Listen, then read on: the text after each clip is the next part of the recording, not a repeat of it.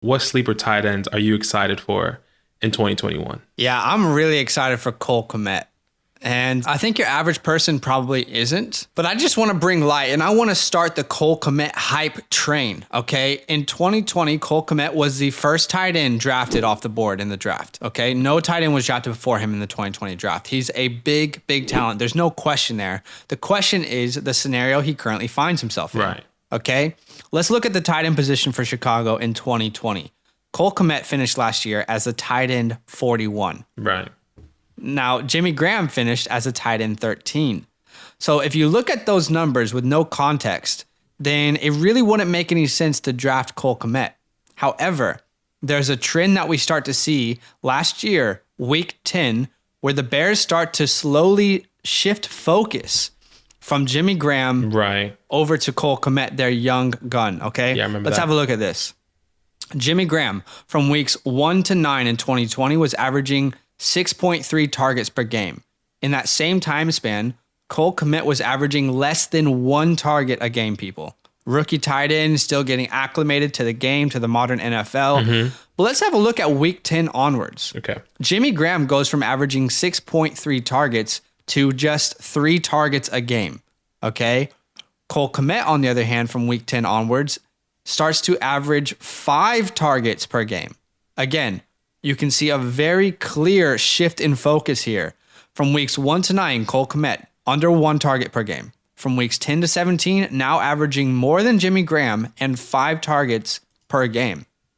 Let me say, a tight end that averages 5 targets per game and is a red zone threat, aka Cole Kmet, is very valuable in fantasy football. Now, Cole Kmet could easily finish this year with 4 to 5 touchdowns, and that's great.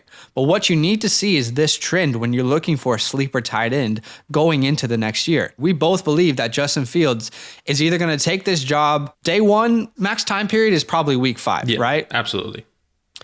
So from the coaching staff and the GM's perspective and Justin Fields' perspective, why would you not start to build chemistry and relationship with your younger, more talented tight end? Makes sense. Right? You wouldn't really look to build a relationship with Jimmy Graham, who's only got 1 year on his contract, who is like 68 years old. Notice I didn't say 69. It makes more sense for you to start building a relationship with a young guy, a guy that you can kind of build your career with. The way I look at it is this is a very clear statement that the Bears made that no one noticed. Hey, we're going to start rolling with our young guy. He gets the game a little bit more, and I think we are overlooking him in every mock draft right now in 2021. Currently for redraft, he is my tight end 15. Now look, it's probably not going to happen, but if Jimmy G was to get cut, if he was to have a season-ending injury, career-ending injury, it would be at that point, my ranking for Cole Kmet, I would move him to tight end 11 in my redraft rankings. Now, some of you play Dynasty, so you're probably curious about where I have him in my Dynasty rankings. Currently, my tight end 9. That's right. There are only 8 other tight ends I'm drafting ahead of Cole Kmet in Wow. Dynasty. Look, Cole Kmet's a guy you draft with either your second to last pick in the draft, and by mid-year, he could be a very valuable guy with a lot of trade asset, in return, or is a guy that you can start on a weekly basis. That's a huge, feel? huge take there, Cole Kmet. Yeah, I do believe he's going to have some upside. I told you it was a hot take. I told you it was a hot take. I definitely do believe he's going to have some upside coming into this year, but when he was talented, bro, in Yeah. Notre Dame too. People are forgetting, man, and that is good for you. Okay, I think I'm just scared of when that would happen. Jimmy G's still there. I mean, who knows? I mean, you had good arguments. Okay. yeah. All right. Well, who is your first tight end you're excited about as a sleeper in 2021? Okay. For my first guy, it's Blake Jarwin. Okay. Okay, Who remembers last year the Twitterverse going off saying Blake Jarwin was going to be I do. the tight end 10? He's going to finish. He's going to be a massive sleeper going into 2020, And then what happens week 1? Gets onto the field. First play of the game, he tears his ACL. Terrible. But I am back to revitalize that fire that we have for Blake Jarwin in 2020 into 2021. Okay, let's look at 2020. Let's look what happened. Dalton Schultz steps in. Okay, he averages 5 targets per game, 8.6 points per game. Do you know what Dalton Schultz finished in the tight ends last year in 2020. In 2020? Tight end. Top 12? Yeah, tight end 11. So you were right. Close. Okay. But the bigger question is, do you know his quarterbacks? Quarterback, not quarterback. It wasn't Dak Prescott. We all know what happened to Dak. Andy Dalton, Ben DiNucci, and then Garrett Gilbert. And he finished as the top 10, top 11 tight end. Yeah. That's crazy with all these backup quarterbacks. And we know how important that the Cowboys. Hey, hold on. Don't disrespect backup quarterbacks like that. Okay? I'm not. I'm just These saying. guys should be opening like car dealerships at this point. Okay. Ben DiNucci does not belong in the NFL. But go ahead. Look. That's just disrespectful. Sorry. But we do know how important the tight end position is for the Cowboys offense. And with Dak back, with Blake Jarwin on pace to start here in week 1, I believe Jarwin can finish as the top 10 tight end. There's no doubt about it in my opinion. He's a better tight end. He's more talented than Dalton Schultz. He's going to come back strong. We know how important the tight end position is for this Cowboys offense. Blake Jarwin's the guy. Yeah. Okay. I don't hate it. I guess the only reason I'm not 100% on board there is because of Dalton Schultz. Like, what role will he have? I don't think he goes back to not having any role. He's just going to be the guy, the fill-in guy.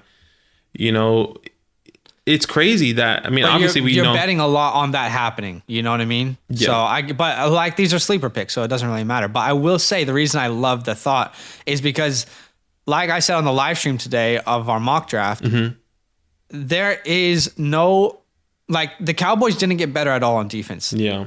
This offseason. Like Micah Parsons was not the answer. They already had good linebackers. They're going to need to score a lot of points to stay in games, and there will be a lot of targets to go around. So I don't hate it. I think it's all right. Yeah, makes sense.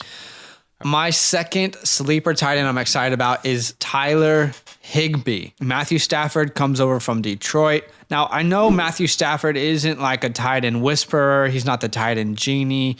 He's not ever shown really to favor tight ends necessarily over another position. Right. However, we have seen with TJ Hawkinson that Matthew Stafford can support a fantasy relevant tight end.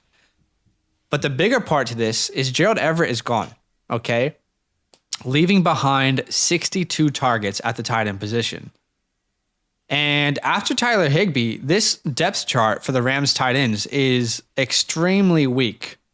Tight end 2 right now on the depth chart is Johnny Munt. And as his last name suggests, he is a Munt. 3 years in the league, 9 total catches. Oh, okay. Gosh.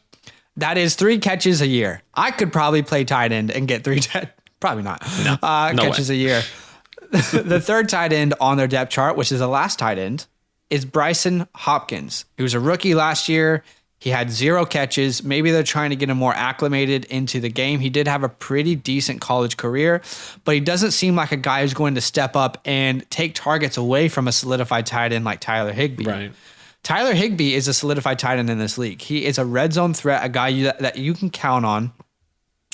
And with guys like Robert Woods getting a little bit older, Deshaun Jackson spreading the field, there's going to be opportunities for Tyler Higbee to be a fantasy relevant tight end in 2021. If you combine his targets and Gerald Everett's targets last year, that's 122 targets combined.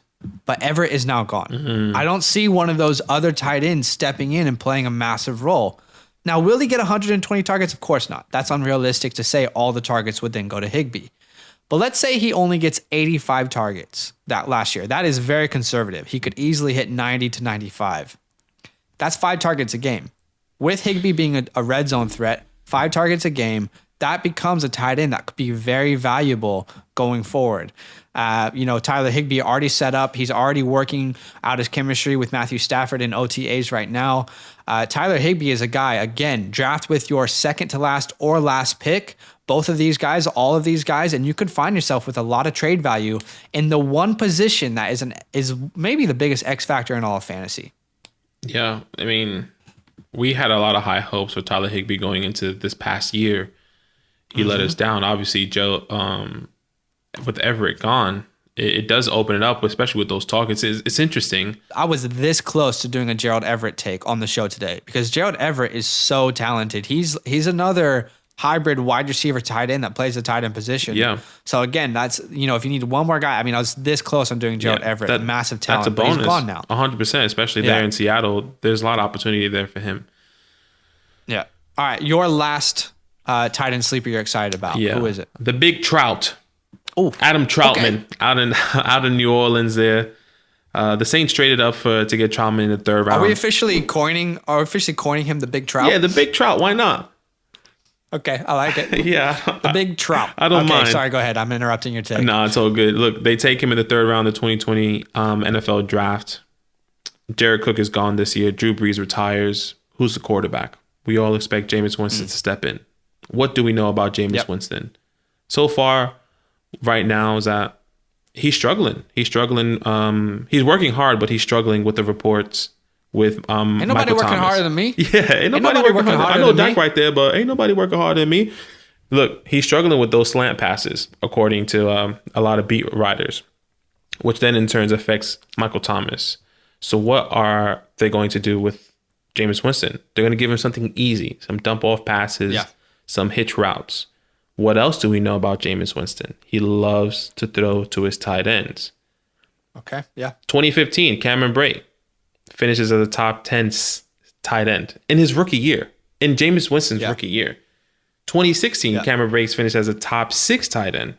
2017, he finishes as a top 8. 2018, OJ Howard shows up, top 10 tight end. Okay, he can produce a tight end. There's no doubt about it. It's just, is he going to have the opportunity to start in this role and really give Adam Troutman the opportunity to be a top 12 tight end? In my opinion, I believe Adam Troutman can be a top 12 tight end in the contingencies that Jameis Winston is starting. So in my opinion, I think this is a great sleeper pick. You can get him in the last rounds. Nobody's picking him. Jared Cook is gone. Drew Brees retired. I'm actually really excited about the big Trout. You know, he reminds me of a little bit. He actually reminds me a little bit of like a Dallas Goedert in the way that he plays his game. He's actually got a really good route tree. I don't know if you watched some of his plays last year. He didn't get targeted all that much, but his route tree is pretty defined for a tight end. Yeah. Yo, what's good? Thanks for watching. We got a lot more videos. A lot more. If you want more videos. Watch now, it. You can also subscribe. Right now. If you want to. You need to. And lastly, don't forget that you can sign up to support the show and get exclusive content by going to patreon.com/fantasylandfam.